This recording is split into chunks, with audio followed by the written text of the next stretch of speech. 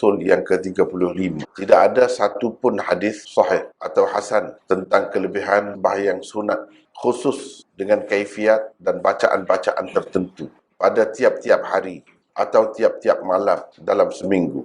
Kalau ada pun hanya hadis maudhu.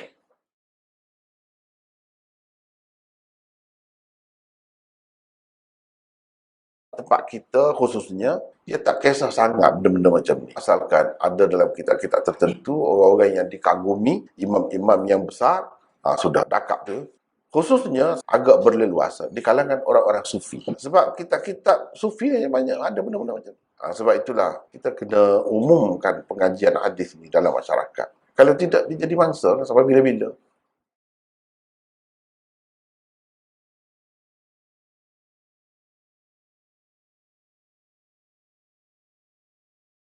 Satu, man salla lailatas sabt arba'a raka'atin yaqra'u fi kulli raka'atin fatihatal kitab marratan wa qul huwallahu ahad 25 marrah harramallahu jasadahu 'alan nar.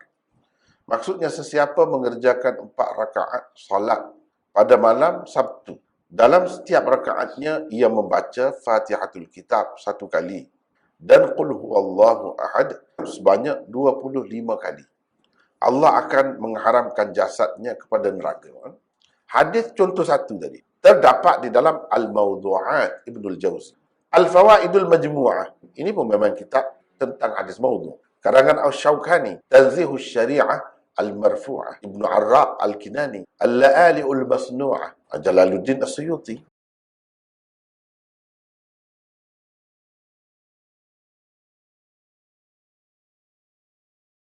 Hadis diriwayatkan oleh Al-Jauzaqani daripada Anas secara marfu'. Secara marfu' itu maknanya dikaitkan dengan Rasulullah lah. Kononnya Anas mengatakan itu sabda Rasulullah. Ia adalah satu hadis maudhu'. Perawi-perawi dalam isnadnya terdiri daripada orang-orang yang majhul dan matruk. Mana orang yang tidak dipakai oleh ulama hadis riwayatnya. Ibnul Jauzi setelah mengemukakannya berkata, ini adalah hadis yang tiada asalnya. Kebanyakan perawi-perawinya majhul. Seorang saja ada majhul ni, dia jadi dhaif dah. Apatah lagi beberapa orang.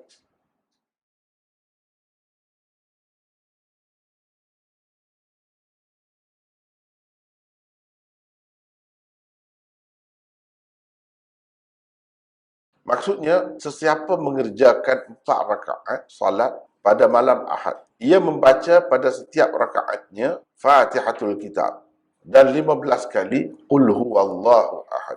Allah akan memberikan kepadanya pada hari kiamat nanti pahala orang yang membaca Al-Quran sebanyak 10 kali dan pahala orang yang beramal dengan kandungan Al-Quran. Pada hari kiamat nanti, ia akan keluar dari kuburnya dalam keadaan wajahnya seperti bulan pada malam purnama. Allah akan memberi kepadanya dengan setiap rakaat, yakni rakaat yang telah dikerjakannya 1000 bandar dari mutiara. Dalam setiap bandar ada 1000 istana dari zabarjad. Dalam setiap istana ada 1000 rumah daripada yakut. Dalam setiap rumah ada bilik besar daripada kasturi. Dalam setiap bilik besar itu pula ada 1000 katil.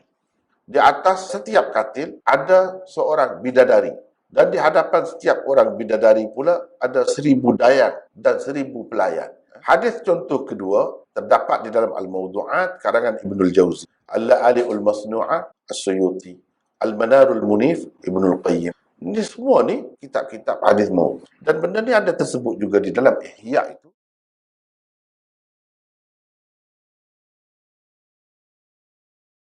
Hadis contoh 2 juga maudhu'. Di dalam isnadnya ada beberapa orang perawi majhul. Ibnul Jauzi yang berkata, ini adalah hadis maudhu'. Isnadnya gelap dan kebanyakan perawinya majhul.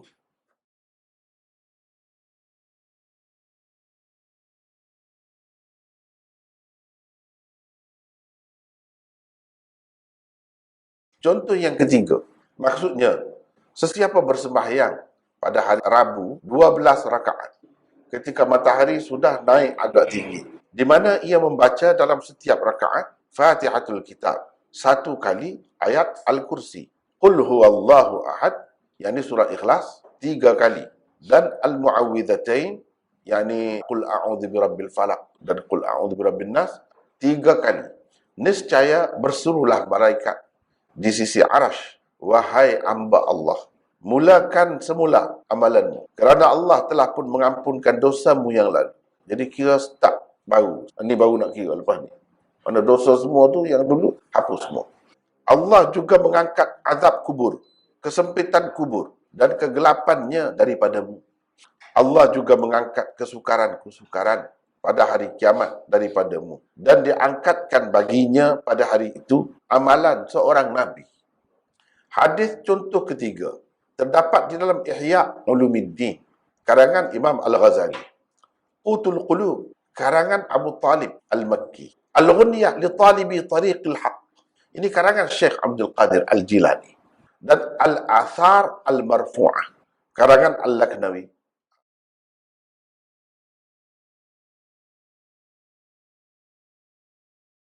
Al-Iraqi di dalam kitab takhrij hadis Ihya-nya menulis, ia diriwayatkan oleh Abu Musa Al-Madini. Katanya perawi-perawinya thiqah, padahal ia adalah hadis murakkab. Maksudnya hadis yang sanadnya direka dan diada-adakan. Itu makna hadis murakkab. Dalam istilah hadis, kalau kata hadis murakkab, hadis yang sanadnya direka dan diada-adakan. Dia nak mengeliru kawan, oh ni sanad dia. Jadi reka ni kita boleh pilih orang yang baik-baik dalam sejarah, dalam kitab-kitab rijal tu pilih yang baik-baik. Jadi orang yang tak tahu kata, tengok, cek, ni bagus ni bagus. Padahal dia letak sanad itu, dia reka.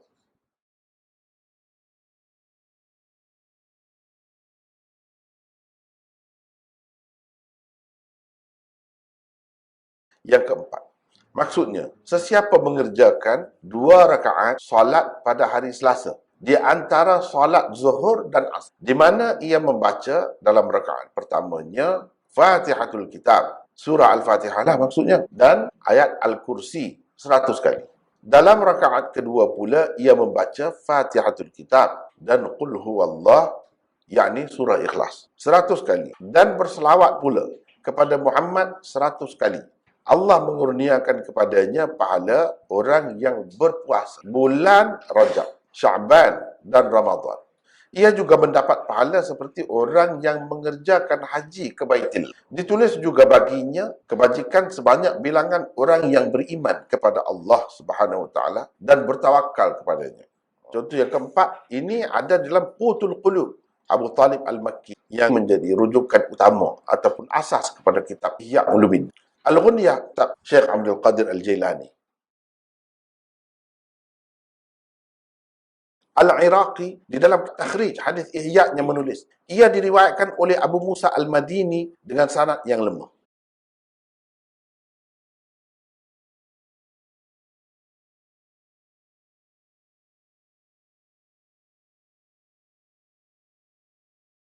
Tidak terdapatnya dengan hadis-hadis yang termasuk di bawah usul ini. Itu di dalam kitab-kitab hadis yang muktabar sudah cukup membuktikan ia tidak berasas dan tidak berasal. Tambahan pula, ia hanya tersebut di dalam kitab-kitab yang mengumpulkan hadis-hadis maudhu'. Itu panduannya. Adanya hadis-hadis seperti itu di dalam kitab-kitab tokoh-tokoh sufi terkenal seperti Imam Al-Ghazali, Syekh Abdul Qadir Al-Jilani dan lain-lain, tidak akan menjadikannya sahih. Bahkan tidak pelik jika ia tersebut di dalam kitab-kitab tasawuf. Kerana hampir-hampir tidak wujud kitab tasawuf yang bersih daripada hadis maudhu'. Cuba ambil kitab yang muktabar dalam tasawuf. Mana yang tidak ada hadis maudhu'? Ini adalah satu kenyataan. Al-Ajaluni pula berkata, janganlah seseorang terpedaya kerana ia ada tersebut di dalam kitab Qutul Qulub, Ihya Ulumuddin, Tafsir Al-Tha'labi dan lain-lain.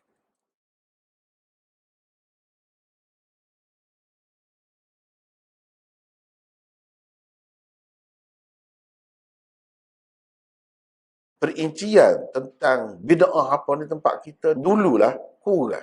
Kemudian ni barulah ada nak bincang bahagian dia. Sebab apa? Sebab pengajian hadis pun kurang. Dia sunnah, lawannya bid'ah. Bila kita belajar sunnah, tak dapat tidak kena tahu bid'ah. Jadi benda-benda macam ni kurang belajar dulu. Mudah je kalau kita perhatikan sejarah perkembangan ilmu di tempat kita kan. Kebanyakannya orang fiqh Syafi'i, kebanyakannya tok guru. Inilah punca ilmu di tempat kita. Kebanyakannya fiqh, bukan hadis. Hadis boleh bilang saja. Seorang dua. Dulu sangat Sikit. Dan kita hadis ni tak baca. Pondok-pondok yang besar ada. Itu pembaca pun dia terjemah gitu ya. Bukan khatam, Bukhari apa ini tak ada budaya. Dulu. Sekarang dia baru nak ada. Dengan sebab itu, perincian tentang bid'ah apa tu. Bahkan, ini pengalaman saya. Ramai orang yang belajar cara lama kan. Sehingga dia tak pernah dengar ni pembahagian bid'ah hakikiyah, idhafiyah. Tak pernah dengar. Jadi dia pelik lah. Hari mana macam ilmu baru gitu. Yang dia tahunya bid'ah tu bagi 5 tu lah. Pembahagian hukum tu. Pembahagian hukum tu lah juga pembahagian bid'ah. Ada bid'ah ni wajib, ada bid'ah sunnah. Itu saja. Pembahagian ni dia tak pernah terdedah. Walaupun dia sangat alim. Bukan pondok dah. Tak tahu lagi. Sama juga macam tauhid kan, akidah. Dia tahu cara ni saja, cara lain sikit pun dia tak tahu. Tak terdedah. Padahal bukan pondok dah tu. Bayangkan orang biasa ni macam mana. Jadi dulu, yang mendominasi agama, sistem tu dulu, sampai ke sekarang. Jadi dia tak tekan benda-benda. Bahkan yang duduk belajarnya, kita macam Kashful Ghaibiyah, Al-Jawharul Mawhub, yang bercampur bau. Ada yang sahih, tidak sahih, maudhu' pun ada. Dan dia tak kisah mana benda-benda begitu. Itulah yang kita terima sekarang ni, akibat tu. Dan orang-orang yang bawa Islam, menyebarkan Islam dulu, dia orang-orang sufi ramai. Sebab itulah masuk sekali dengan kitab-kitab tadi, tanpa mempelajari ilmu hadis.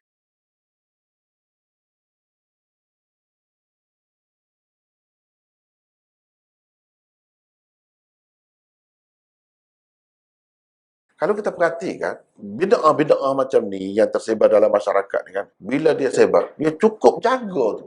Kalau bilangan dijaga, masa dijaga betul, untuk mengambil alih sunnah yang sebenar. Sunnah yang sebenar tu dia buat mudah-mudah pula. Tokok tambah sana sini, tak kisah pula. Sehingga mengelirukan orang.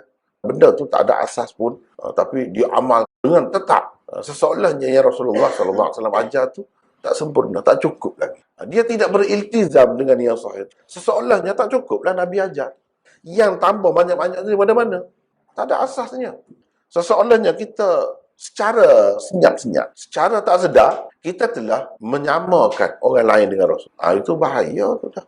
Bahaya tu, akidah tu jadi tu. Seolah-olahnya Nabi SAW tak menyempurnakan lagi syariat. Ajaran dia, sunnah dia. Jadi perlu orang lain boleh tambah. Kalau macam tu, sampai bila orang nak tambah? Mungkin orang lain akan tambah lagi, orang lain akan tambah lagi. Baik, lama-lama akhirnya tinggal. Dengan adanya banyak benda-benda macam ni, akhir sekali sunnah Rasulullah akan ditinggal. Itu sebenarnya perancangan musuh-musuh ni di sebalik menyebarkan hadis-hadis maudhu' ni.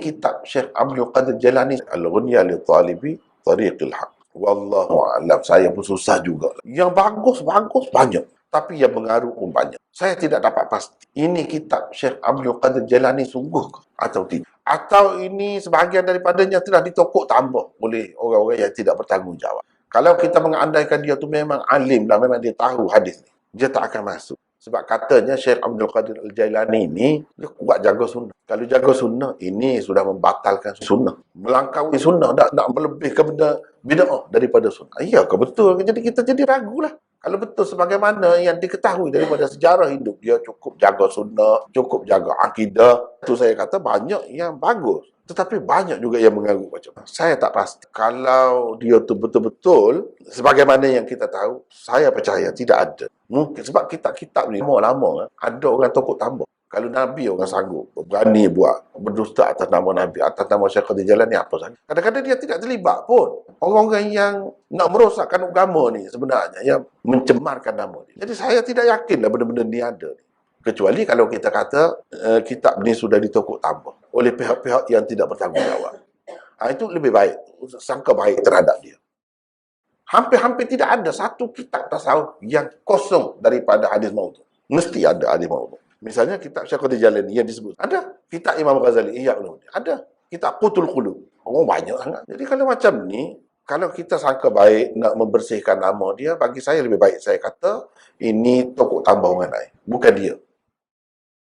Orang-orang tasawuf ni pun pelik pegangan dia. Sebab itu dia susah nak ngam. Orang kata nak ngam dengan orang hadis. Sebab cara dia tu, memang dia suka kepada hadis-hadis maudhu'. Yang keduanya, bila orang percaya kepada dia kan, orang akan amal. Terutamanya pengikut-pengikut. Jadi akan mengamalkan sesuatu yang salah lah. Dia akan kata, takkanlah dia tak tahu. Sebab apa? Dia selalu mimpi Nabi. Dia bawa ke situ. Ini alasannya. Selalu mimpi Nabi. Takkan dia tak tanya. Dan Nabi boleh cerita bila-bila masa pada dia. Jadi seseolahnya apa yang ada dalam kitab ni sudah disahkan oleh Nabi. Oh, itu bahaya. Bahaya sangat. Itu masalah akidah dia tu juga tu. Tapi kadang-kadang orang tak sedar.